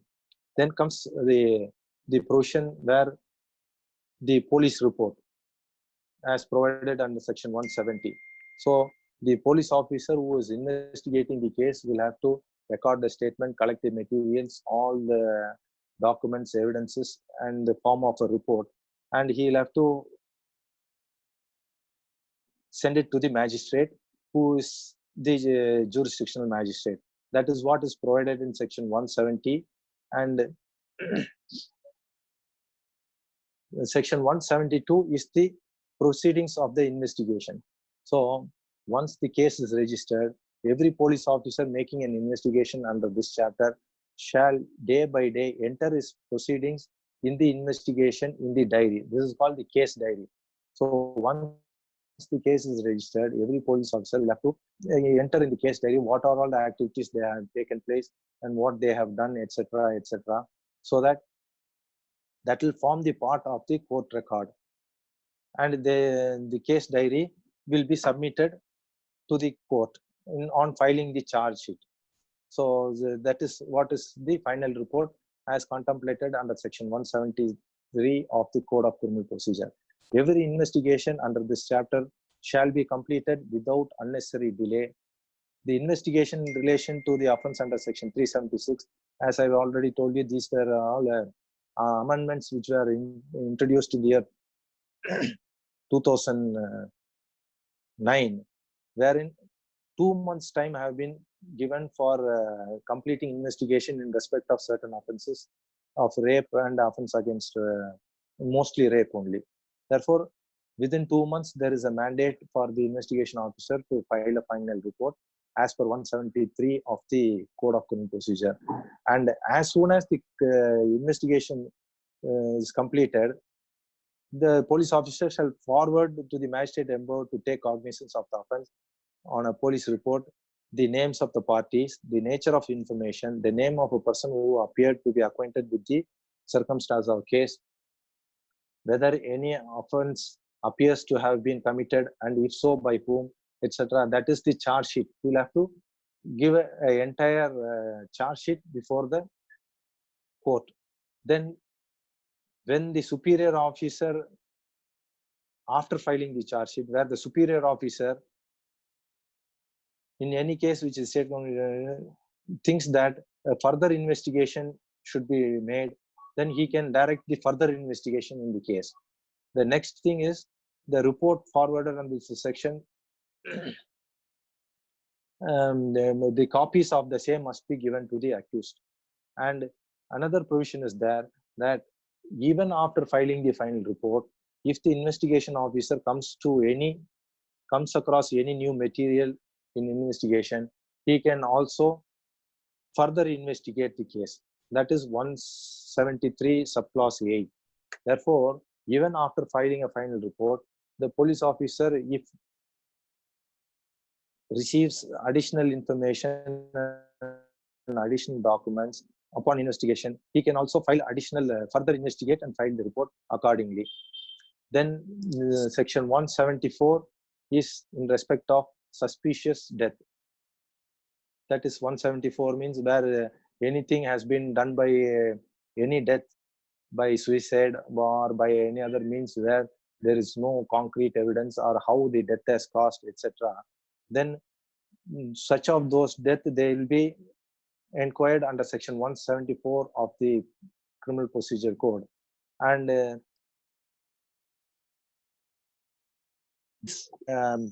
inquiry, it will also be simultaneously done by the executive magistrate also. That is what is provided in the code. So in case of suspicious death, that is dowry death or some other thing, then the executive magistrate will also investigate the case and file a final report. So that is chapter 13. And now coming to chapter, that is chapter 12. Now coming to chapter 13, jurisdiction of the criminal courts in inquiries and trials. So here jurisdiction is one thing where the offenses has taken place. So that is within the area of the court which has got jurisdiction. If the offenses are taking place, then the court has got jurisdiction. If the offense is taken place beyond the jurisdiction of the court, then that particular court cannot try the case, and it will go to the court where the offenses have actually taken place. But in case there are certain cases where the offenses would have taken in few jurisdictions, and in such cases where the complaint or where exactly the complaint has been registered, in that case the trial will be conducted.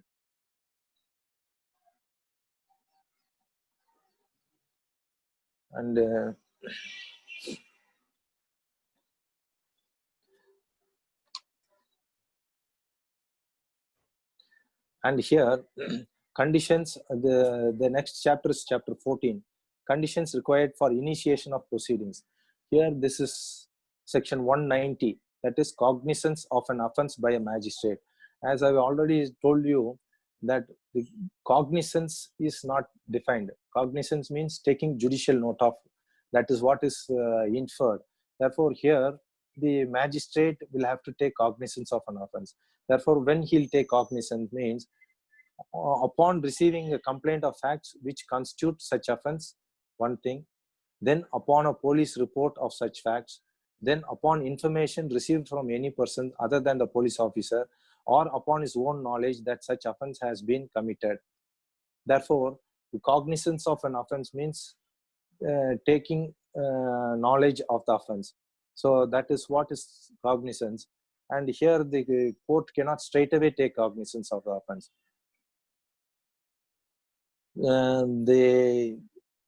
The police report must be there, or some complaint of facts which constitute an offense must be there, or the court must come to a knowledge that certain offenses has been committed.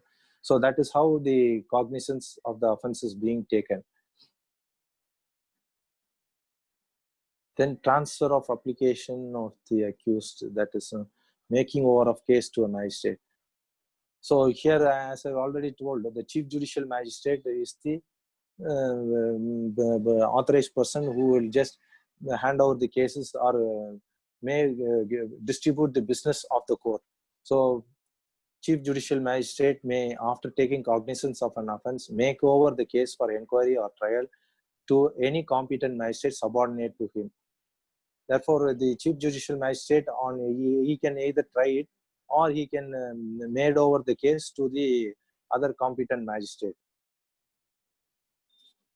And the next is cognizance of offense by Court of Sessions. Here, the Court of Sessions cannot take cognizance of an offense directly, where there are either it should be committed, and only in few cases the cognizance can be taken by the Sessions Court. That is prosecution of contempt of lawful authority, like that. Therefore, unless the committal proceedings are there, the Sessions Court cannot take cognizance directly. But however, in Prevention of Corruption Act, and there are special cases where the Sessions Court by itself is the competent court, or the first court of instance, where the certain committal proceedings are not required. But in other cases, committal proceedings is a mandate. And after filing of the charge sheet, the magistrate will record all the list of witnesses and forward the case to the Sessions Court, and on which the Sessions judge will take cognizance, which is called the committal proceedings.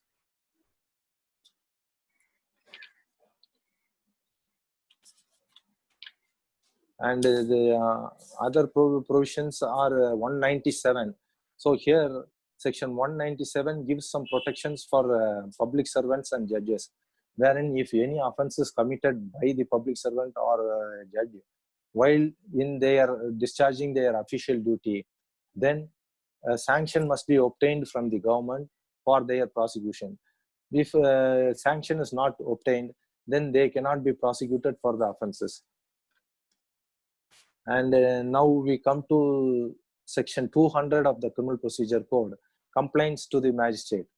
Here, either you go to the police station, lodge a complaint, or there is another way of lodging a private complaint directly to the magistrate. And you will have to, when you go and lodge a police complaint, the police will investigate the case and collect the evidence and materials and submit it before the court. Whereas if you go for a private complaint directly, you will have to produce the evidence, list of witnesses, etc. to the court, and the court must be satisfied. So that is what is provided in section 202, where if, the court can postpone the issue of process by examining the witnesses, everything, and after it is satisfied that an offense has been completed, then he can issue the process to summoning the accused. So that is how. Otherwise, if the court feels that when a private complaint under section 200 is received, and after following 202, it may even dismiss the complaint under section 203 of the Code of Criminal Procedure Code. Then next is the commencement of proceedings before the judicial magistrate. That is under section 204. So here, issuing of process.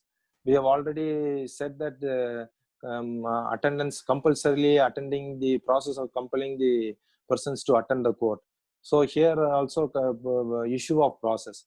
If the magistrate taking cognizance of an offense, there is sufficient ground to proceed in the case appears to be. In case of summons, issue summons. In case of warrant, issue warrant and secure the person for further proceedings, proceeding with the case. And section 205 is the dispensation with the personal attendance of the accused.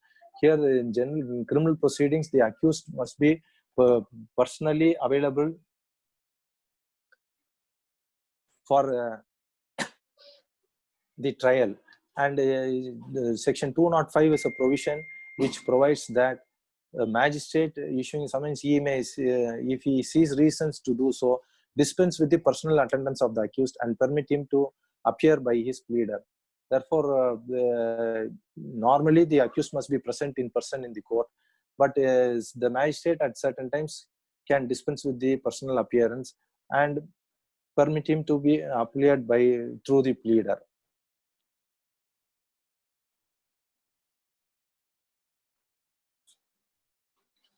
And the other provisions are relating to supply of copy to the copy of police report to the accused persons.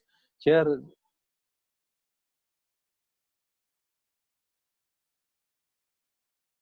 procedure is taken, then the accused is summoned to the court for trial, then the copies of the documents and charges sheet, etc., must be furnished to him.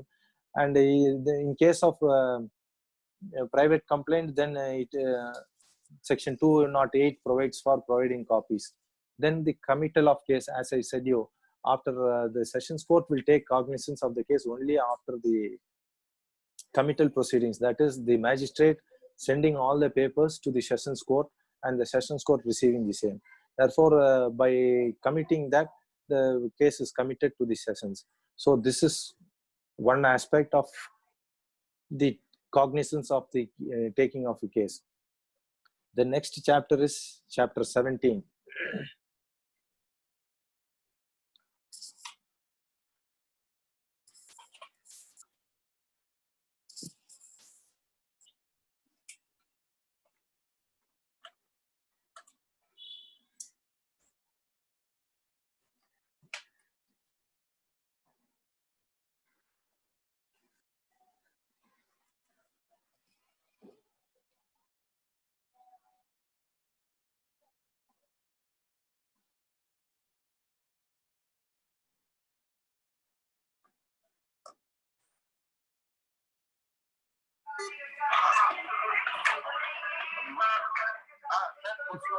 Sir முடிச்சுக்கலாமா? ஏன்னா நிறைய participants எல்லாம் பயங்கர இதாயிட்டாங்கன்னு நினைக்கிறேன்.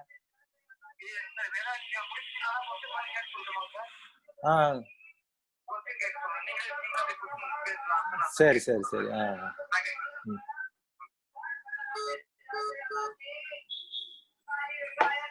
Now that we have sir introduction, யாருக்காவது ஏதாவது question இருந்தா கேட்கலாம். இப்ப சார் வந்து அதுக்கு பதில் சொல்லுவாங்க. Now that நம்ம ரொம்ப நேரமாவே நடத்திட்டோம், அப்புறம் இன்னும் போகணும்னாக்கா நிறைய டயர்ட் ஆயிடுவோம். ஸோ சாப்டர் 17 வரைக்கும் வந்திருக்கிறோம், இன்னும் 17 தொடல. ஸோ அது இன்னொரு நாளைக்கு எப்பாச்சும் வேணா வச்சுக்கலாம் நம்ம. இப்போ இதுல சாப்டர் இது வரைக்கும் யாருக்காச்சும் ஏதாவது ஒரு விளக்கம் வேணும்னாக்கா the persons can ask. ஒருத்தவங்களா கை தூக்குங்க. ஹரிஷ் அதை கொஞ்சம் கோஆர்டினேட் பண்ணுங்க. ஹரிஷ். ஓகேண்ணா ஓகேண்ணா.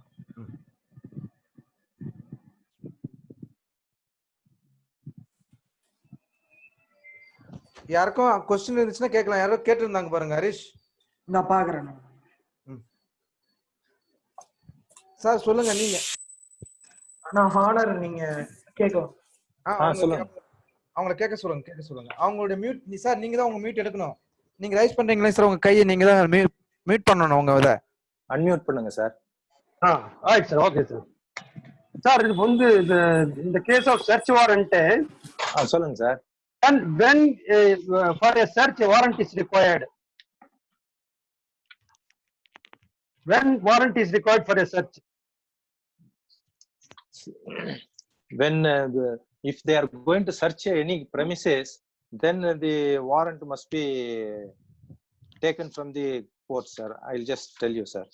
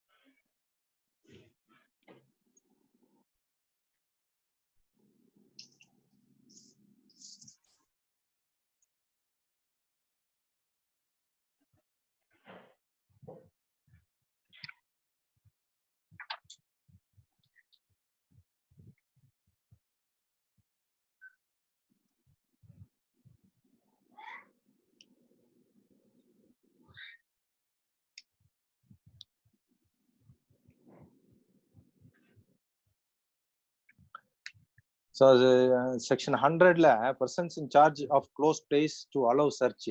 Whenever any place liable to search or inspection under this chapter is closed, any person residing in or being in charge of such place shall, on demand of the officer or other persons executing the warrant, on production of the warrant, allow him free ingress thereto and afford all reasonable facilities for search therein.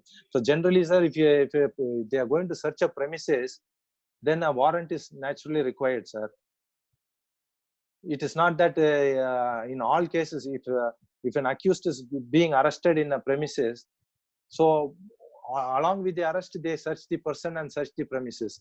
If they are going to independently search the premises, then in such case, they'll have to necessarily have a warrant obtained, sir. Okay. Thank you, sir. One Okay, more sir. question, sir. Yes, sir, One please, more sir. question, sir.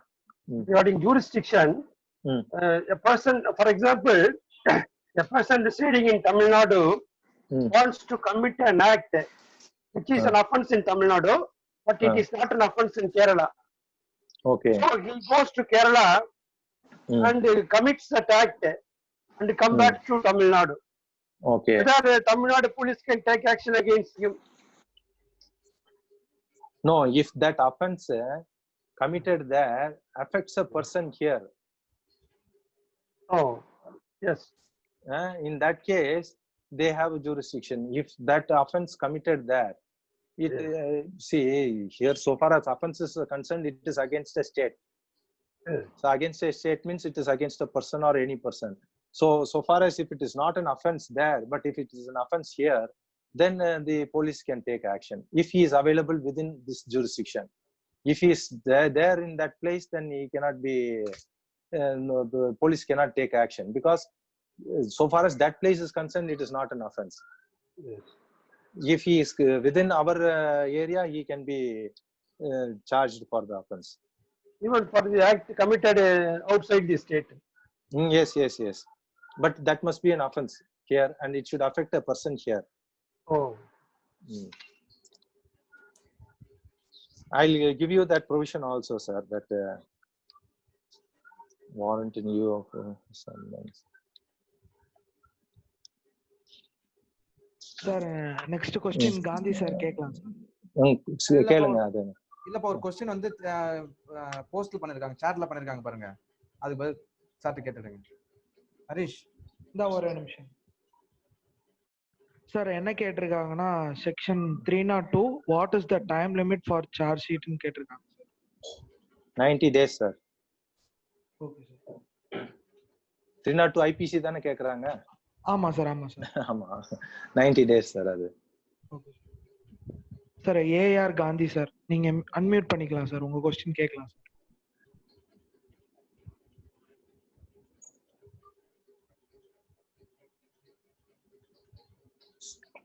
Okay, வேற யாரும் இருக்கான்னு பார்த்துருங்க Harish.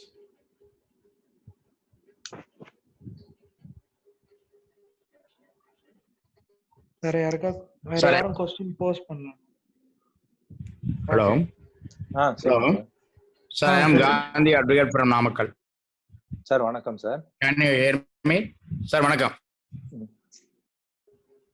Sir, vanakkam. நீங்க கேட்கலாம் sir, நீங்க கேள்வி கேட்கலாம் sir. Sir, the usually private cases, check cases and other private cases la the magistrate is issued warrant. Warrant is pending before police. ஆமாங்க.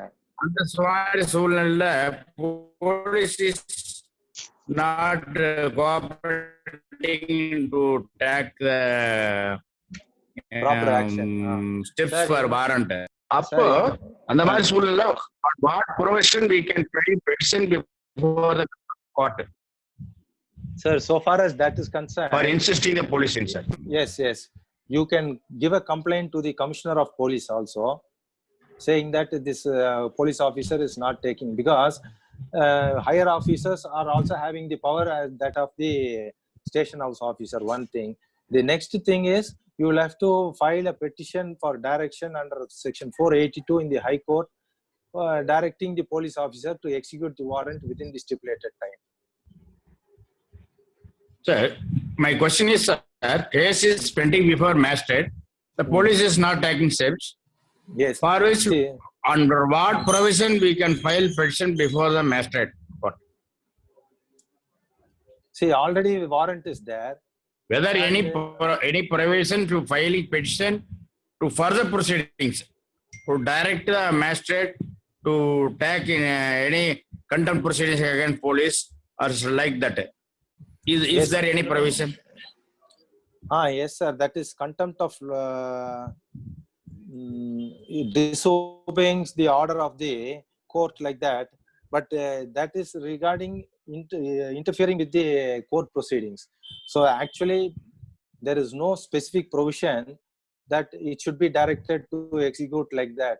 However, we can again invoke section. See, for example, if you are filing a private complaint under section 200 for cheating case, the court may direct the police to investigate and file a final report. So that is one of the aspects. So in check cases, the magistrate is issuing a warrant. So that warrant will have to be executed by the police officer only. The police officer is subordinate to the magistrate because he'll have to comply with the direction of the magistrate. So further direction under the code, it is not provided, but however, he can just issue a general direction. But the provision exactly, I don't think it is available in the code, sir, for directing to execute a warrant like that. But the magistrate can put pressure on the concerned officer to execute the warrant. If you don't mind, am I correct, sir? Why don't we act under provision the public servant is not obeying? Public servant is not obeying the order. Why don't we take steps under section IPC against the concerned SIR inspector? That you then also you'll have to again file a private complaint only. See, yes. Otherwise, a lawful contempt of lawful authority means that is separate. Or interfering with the administration of justice and giving false evidence, that you will have to invoke 340 of the code. But however, if you want to file a complaint, that you will have to invoke section 200, and that will be a separate proceedings only. Everything, any complaint you can only invoke under 2 section, but you can say that he is offender under so and so provision for not obeying the lawful orders. But even the constitution provides for all the judicial orders must be lawfully obeyed. That is what the constitution also says. But we are practically speaking, we are not able to enforce many of the provisions. That is the difficulty with us. So you are also very correct, sir. Yes, sir. Thank you, sir.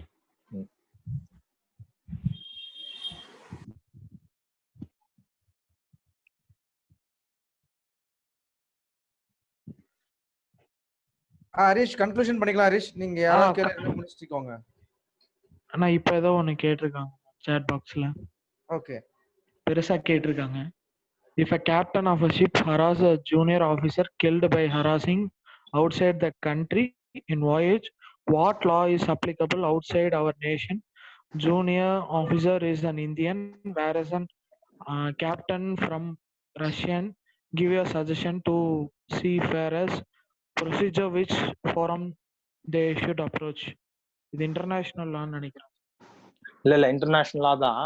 The flag of the ship, ஷிப்போட flag, அதாவது each ship is a country by itself. If the flag of the ship is Indian flag, then that is Indian country, that is Indian territory. I'm sorry, it's not country, it's Indian territory.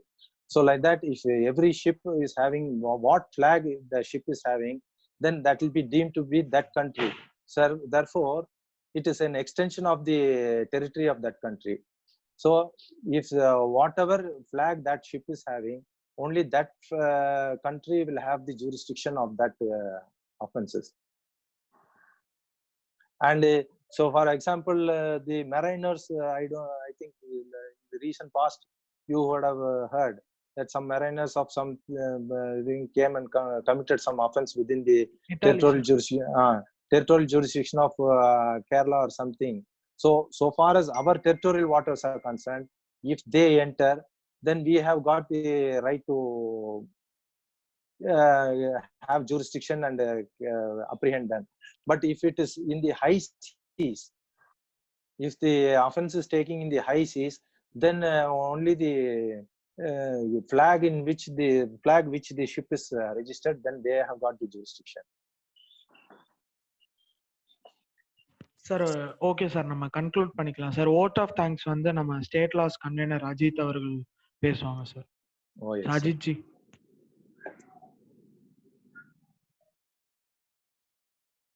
வணக்கம் sir. Ajith உங்க mic on பண்ணிட்டு பேசுங்க அஜித். கேக்குதுங்களா? கேக்குது, சொல்லுங்க.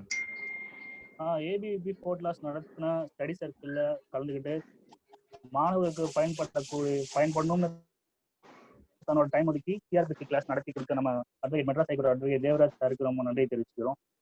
அதோட இந்த study சர்க்கிள்ல நம்ம கூட கலந்துக்கிட்ட மாணவருக்கும் நம்ம நன்றி தெரிவிச்சுக்கிறோம்.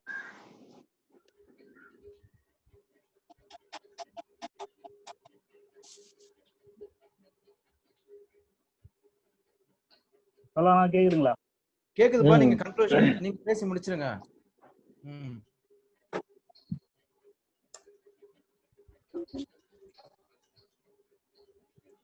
ஹலோ